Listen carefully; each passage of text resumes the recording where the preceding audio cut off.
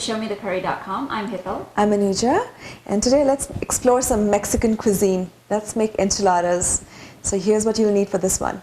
For the enchilada sauce, 1 tablespoon oil, 1 tablespoon all-purpose flour, 1 14-ounce can of broth, 1/4 cup water, 1 8-ounce can of tomato sauce, half teaspoon of garlic powder, half teaspoon cumin powder, and 1/4 teaspoon oregano, salt and red chili powder to taste, half teaspoon sugar or to taste. For the enchiladas, corn tortillas, refried beans, shredded cheese, chopped onions, sliced olives for garnishing. So for our Mexican enchiladas, we're going to start off by making the sauce, which we layer inside of it. And it's a pretty simple process, but it tastes delicious.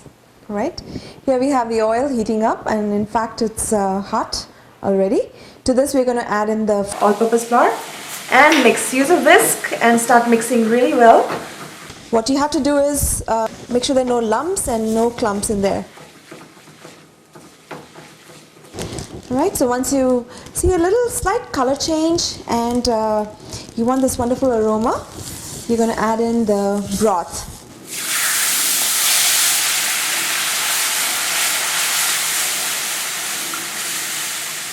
And keep mixing. Again, make sure there's no lumps.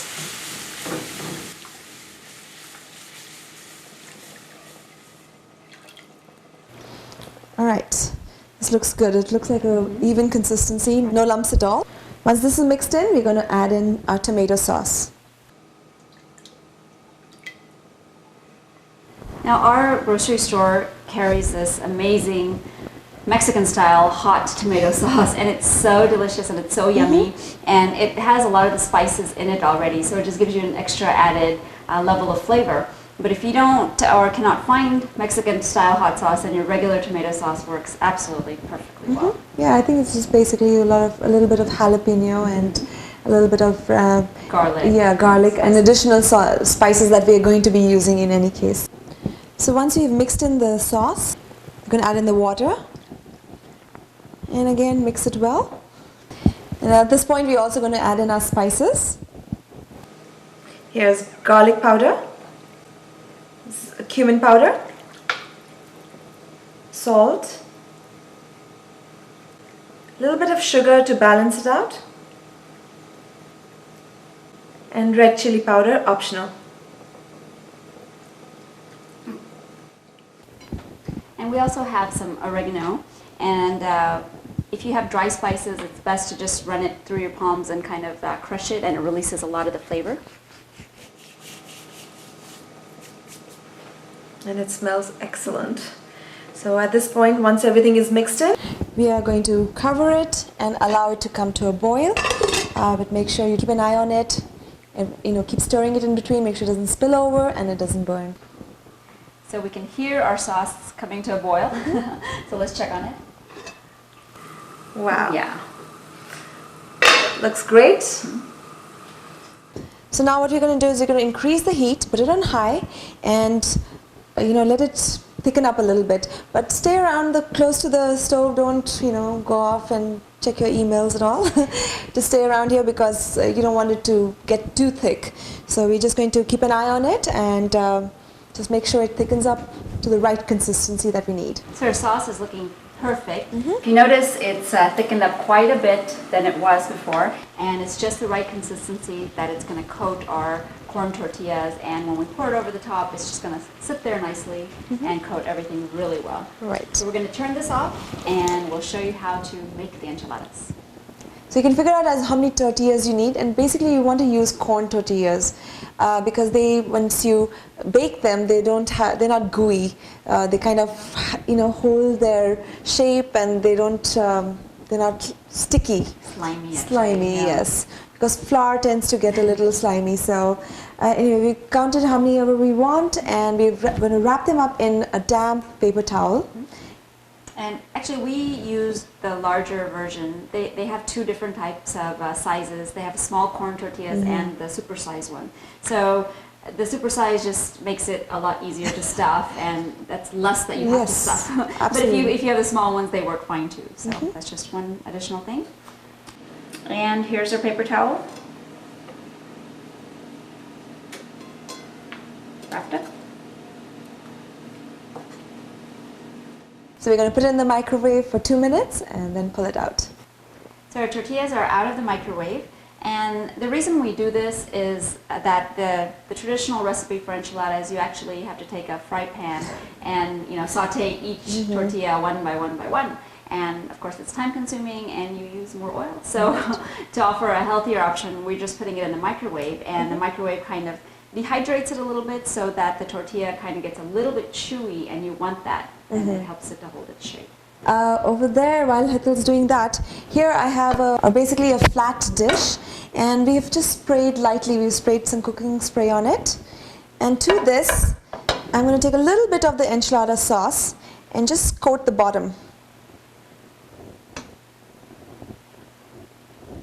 So what that does is, first of all, it prevents the enchiladas from sticking to the bottom, and it, flavors the bottom as well. So just a little bit, just spread it around. So back to our stuffing of our enchilada. We're going to take our corn tortilla and lightly coat it with some of the enchilada sauce.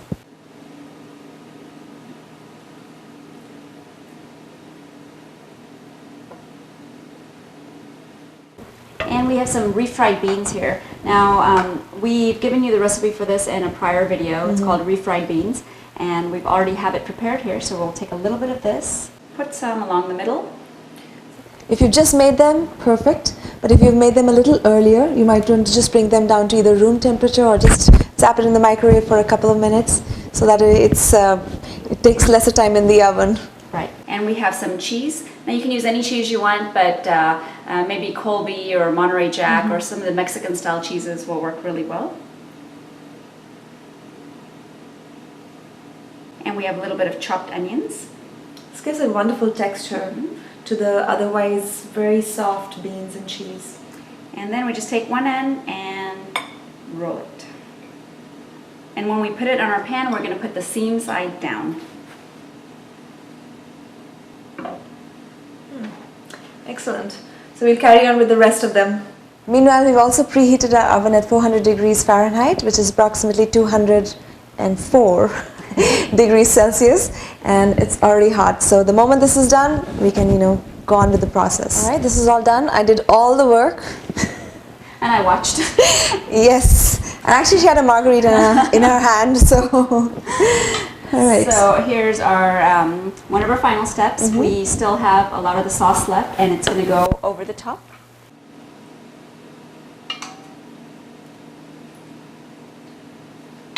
Right, and on top of that, we're going to put some cheese. Now you can put as much or as little as you want. Okay, looks good. And you can top it with a lot of different things, a lot of different garnishings. We've got some black olives here. You can also add like pickled jalapenos. We've got some leftover onions that we stuffed inside, but we can also put that over the top.